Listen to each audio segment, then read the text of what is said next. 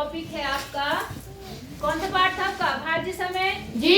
और आज हम करेंगे पेज नंबर 125 पर आइए पता लगाएं। ठीक है जी। तो इसमें जो सवाल है आपके किस पे आधारित होंगे? विभाज्यता से आधारित होंगे। किस पे आधारित होंगे? विभाज्यता। कल बताया था मैंने कौन सी संख्या 2 से कटती है, कौन सी 3 से, कौन सी 5 से, कौन सी 6 से। जी।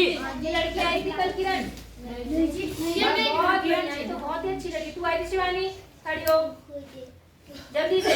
ये बताओ कि 10 से काटने का नियम क्या होता है? 10 से विभाज्यता कैसे पता चलती है कि कोई संख्या 10 से कटती है या नहीं? मैम जी हाँ जीरो। Very good. उसके पीछे क्या होता है? जीरो। वेरी गुड, बैठ जाओ। तुम बताओ प्राची, कौन है प्राची? तुम बताओ बेटा, 5 से काटने का रूल क्या होता है? रुक जाओ, बारी बारी से बारी होगी। तुम बताओ ना। वो हाँ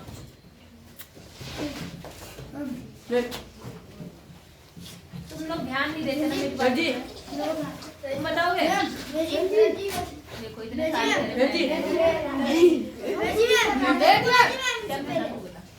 जिसके पीछे 0-5 हो। जिसके पीछे 0 हो या 5। जी। नहीं बता पाई तो लड़की। अच्छा, 2 से काटने का रूल कौन बता सकता है? 2 से काटने का रुक जाओ, देखने को जरा। कौन? तू बता। हाँ पूरा बताओ। हाँ ऐसे मत बताओ, बस ये बताओ आखिरी में क्या होना चाहिए? बस तो ही होना चाहिए। समझे?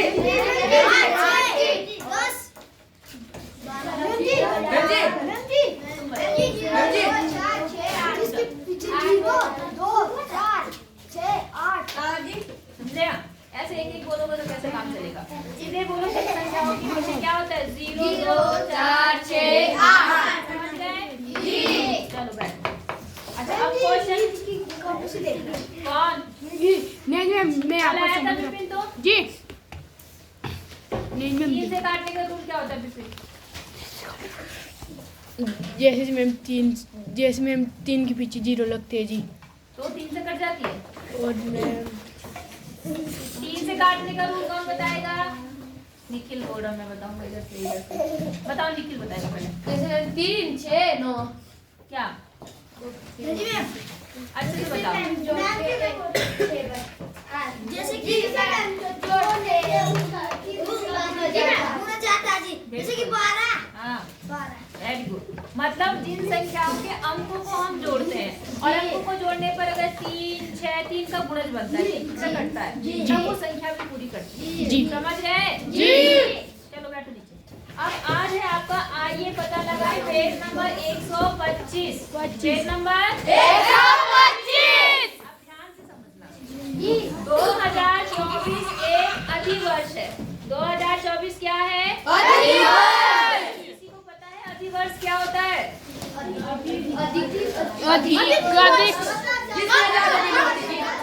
ज्यादा वर्ष जिसमें ज्यादा दिन होते हैं। जिसमें ज्यादा दिन होते हैं। किसमें होते ज्यादा दिन? अच्छा फरवरी कितने दिन की होती है? 28 होती है, 29 होती है।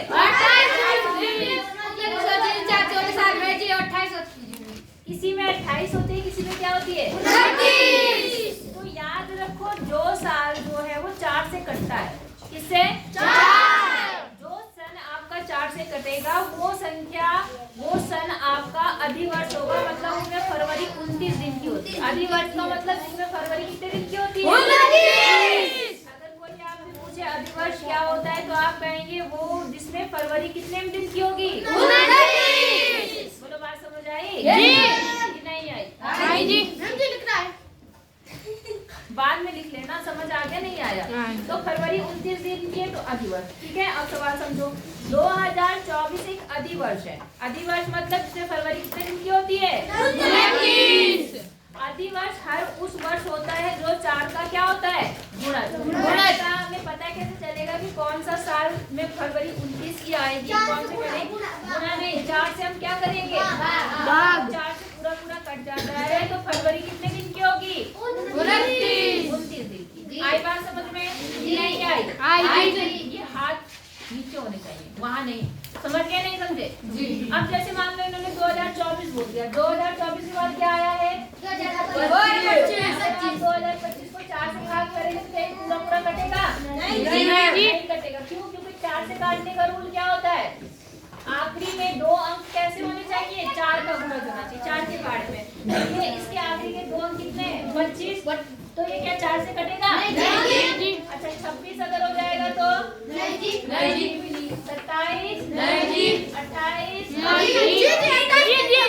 कटेगा ना? जी। इसका मतलब 2000 आने वाला 2028 भी आपका क्या होगा? अधिवर्ष। समझ गए? जी। समझ गए? जो 4 से विभाजित हो जाएगा वो साल आपका अधिवर्ष होता है। आई बात समझ में? जी। सिवाय उन वर्षों के जो 100 से विभाजित हैं लेकिन 400 से नहीं, मतलब जो 100 से कटते हैं वो आपके अधिवर्ष नहीं होते, लेकिन जो 400 से कटते हैं वो आपके अधिवर्ष होते हैं। समझ गए? जी नहीं समझे? अब आपके लिए सवाल है। आप ए वाला सवाल बोला फर्स्ट का, आपके जीवन के वर्ष से लेकर अब तक कौन से वर्ष अधिवर्ष थे? बोल क्या रहा है कि आपके जीवन मतलब आपके जन्म या किससे लेकर? जन्म से लेकर। जन्म का वर्ष कोई एक बच्चा बताओ अपना, कौन से साल में हुआ? 2013 चलो 2012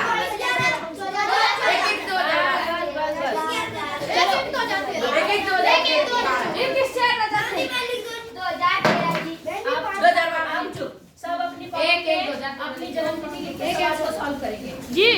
अभी मेरी बात सुनो केवल। अगर मान लो किसी का जन्मदिन 2000 कब आया?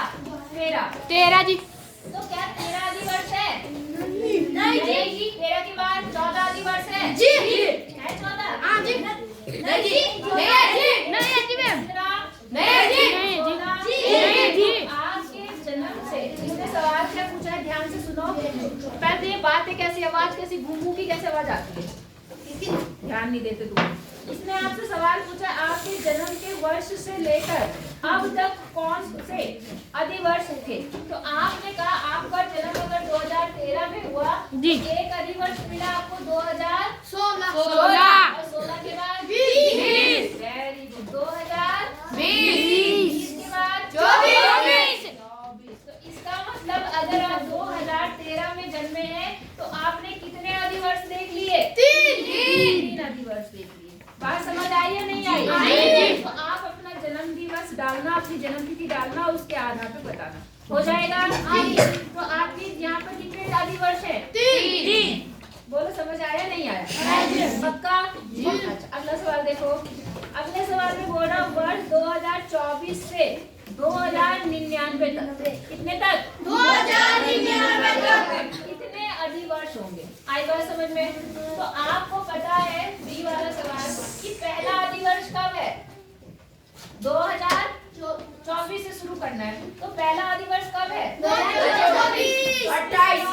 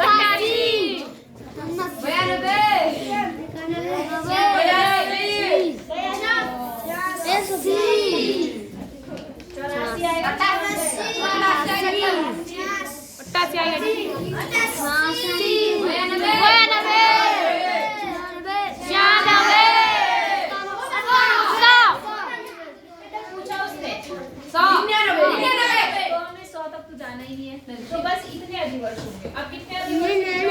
1 2 3 4 5 6 7 8 9 10 11 12 13 14 15 16 17 18 19 19 है।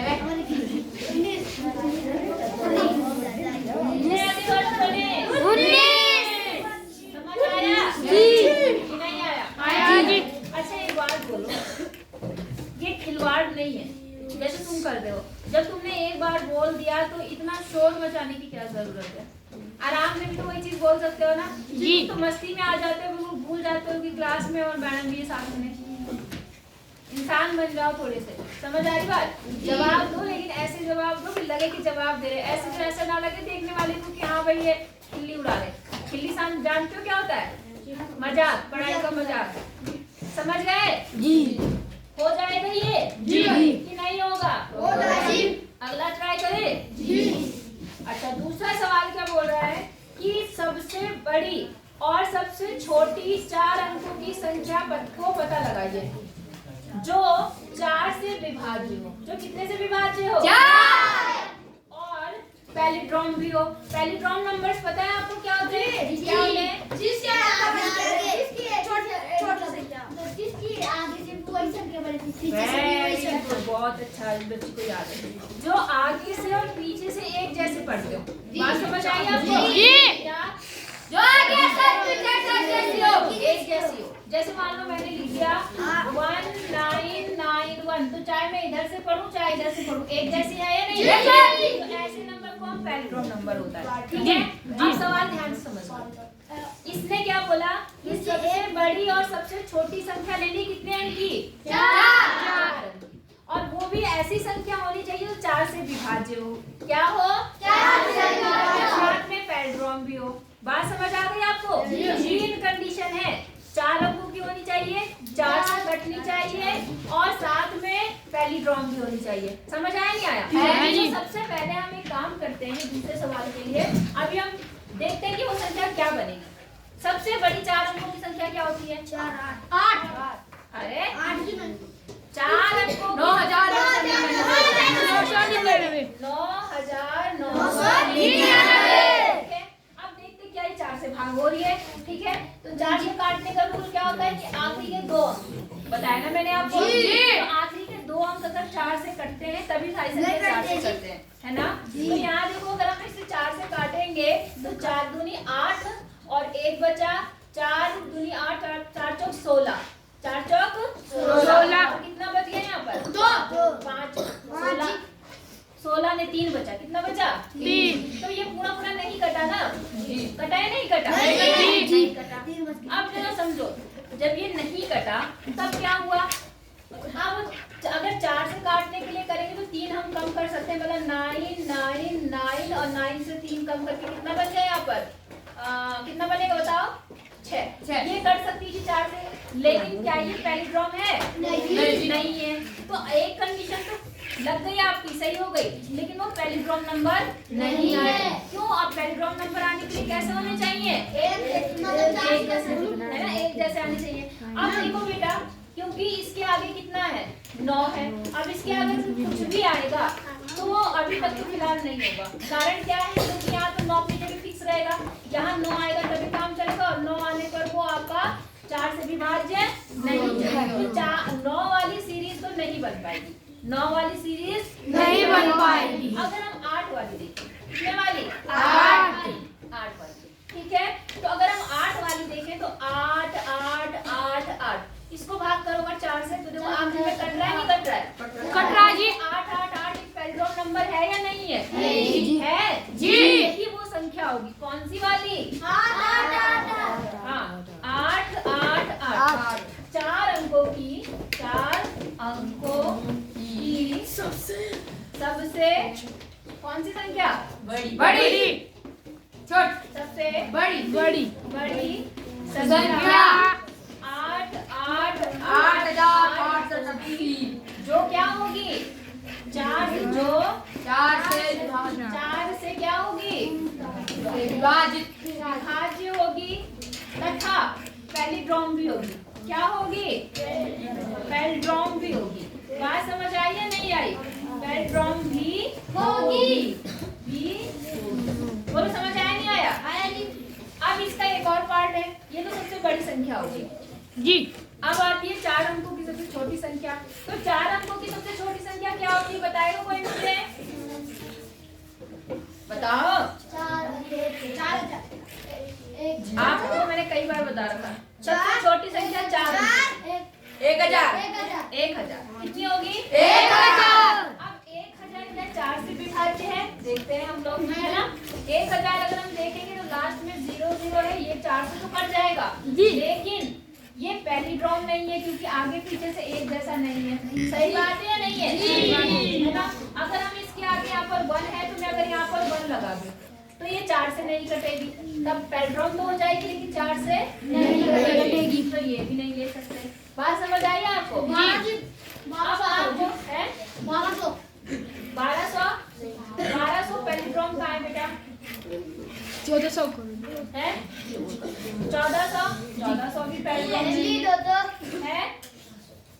और बताओ 22, लेकिन हमें छोटी लेनी है। क्या इससे पहले कोई संख्या नहीं है या नहीं है? देख ले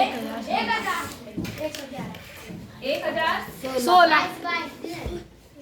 अच्छा 2000 से स्टार्ट करो। आई बात समझ में? देखो यहाँ पर 2 है, यहाँ पर क्या है 2, तो इधर लास्ट में भी 2 होना चाहिए जी। है ना? पहले हम 0 0 करके देखते हैं कि क्या ये 4 से कट रही है।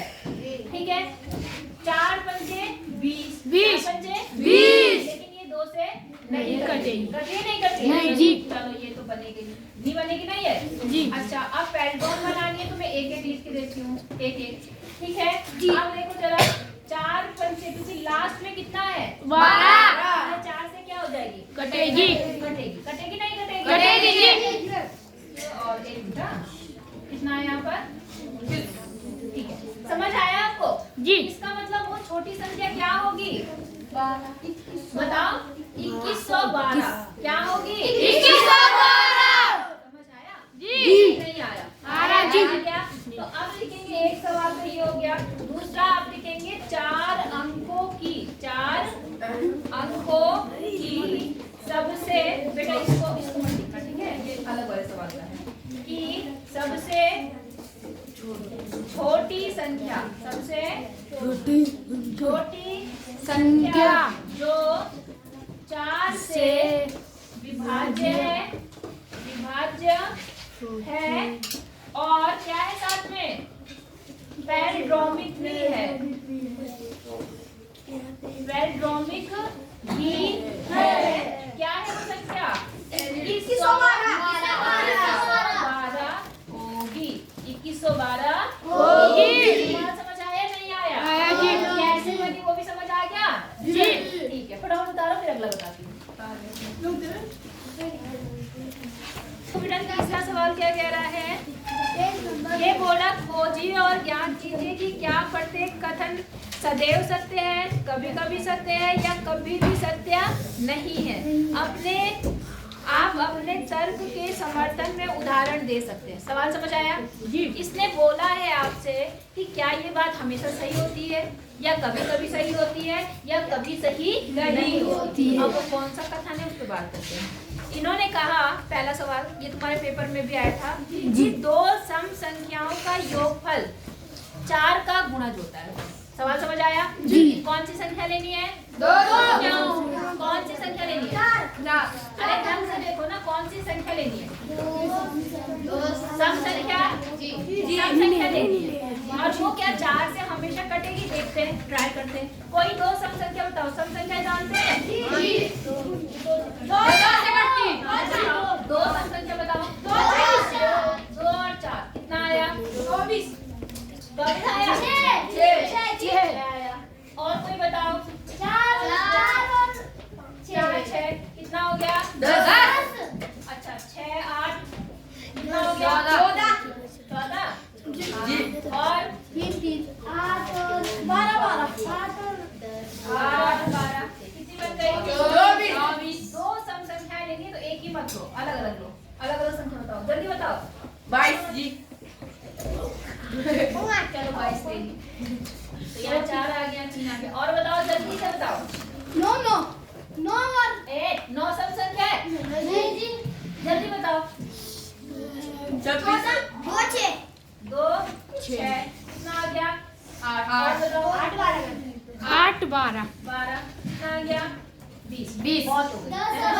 चलो बहुत है। अब मुझे बताओ कि क्या इसका जोड़ 4 से विभाज्य है? 4 का गुणज है? जी है जी। हाँ बिल्कुल है ना।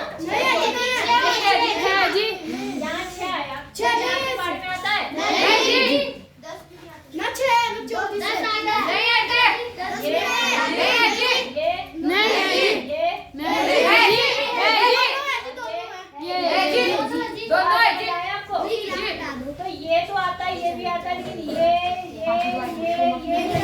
नहीं आते ना। और उसने कहा कि दो सम संख्याओं को जोड़ने पर हमेशा उसका आता है, तो क्या ऐसा है? नहीं। कभी कभी क्या होगा? कभी कभी। तो आप लिखेंगे कथन कभी कभी सत्य है। कथन कभी कभी सत्य है, मतलब कभी कभी तो सत्य हो जाता है, हमेशा सत्य है ऐसा नहीं है। बोलो, बात समझ आई? जी। क्या नहीं आई? हाँ जी। अब अगला भी देख लो, फिर कल पढ़ेंगे। दो विषम संख्याओं का योगफल 4 का गुणा देता है। अब विषम संख्याएं लेनी है। कौन सी लेनी है? विषम। तो विषम संख्याएं कौन सी होती है? एक जो 2 से नहीं कटती, जो 2 से नहीं करती। एक तीन। कितना बना? 4 और बताओ। 5 9 3 5 7 5 7 5 कितना बना? 7 11 कितना बचा? और बताओ एक आधी, जल्दी बोलो। 9 11 बहुत है। 11 अब देखो जरा, जोड़ लिया हमने विषम संख्याओं को। जी। ये 4 से कटता है, जी। ये नहीं ये नहीं ये नहीं और ये। हाँ जी। तो इसका मतलब ये कथन भी क्या है? कभी कभी कभी ये कथन भी कभी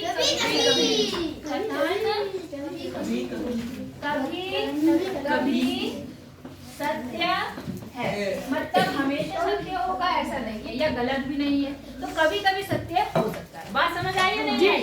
तो बेटा इतना करेंगे, बाकी कल करेंगे, टाइम हो गया दूसरी क्लास का।